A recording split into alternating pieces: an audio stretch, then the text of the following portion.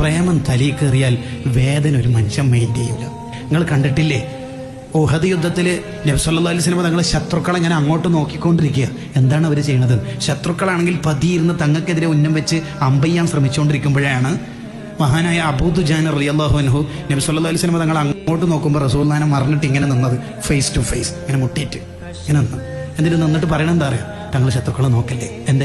എന്താ നോക്കിയാൽ തങ്ങൾക്കെതിരെ 50 അവർ വിടുന്നുണ്ട്. 50 തങ്ങൾക്ക് ദേഹത്ത് തറച്ചാൽ പിന്നെ നമ്മളെന്തിനാ ജീവിക്കണത്? അപ്പൊ തങ്ങൾ ആ തലങ്ങോ വിലങ്ങോ ഇങ്ങനെ നോക്കുന്നുണ്ട്, ശത്രുക്കളെ എവിടത്തേക്കൊക്കെയാണ് വരുന്നത്. അങ്ങനെ നോക്കുമ്പോൾ അബൂ ദുജാനങ്ങൾ പറയണത്, നോക്കല്ലേ നബിയെ നോക്കല്ലേ. ഇങ്ങനെ പറയുമ്പോഴേക്ക് തങ്ങൾക്കെതിരെ വരുന്ന 19 ഇരുമ്പിന്റെ അമ്പ് ഈ പുറത്ത് തറച്ചിട്ട് ബ്ലഡ് 19 ദ്വാരത്തുനിന്ന് ബ്ലഡ് പുറത്തേക്ക് പോകുമ്പോൾ അബൂ ദുജാനങ്ങൾ ഇങ്ങനെ തന്നെ നിന്നിട്ട് പറയണത്, നോക്കല്ലേ നബി, എന്റെ മുത്ത് തങ്ങളല്ലേ, നോക്കല്ലേ. ഈ പ്രേമം തലയിൽ കയറിയാൽ ഇനി 1000 അമ്പ് തറച്ചാലും വേദന ഉണ്ടാവില്ല. പ്രേമം കയറണം തലയിൽ, നാവിലല്ല, സ്റ്റാറ്റസിലല്ല.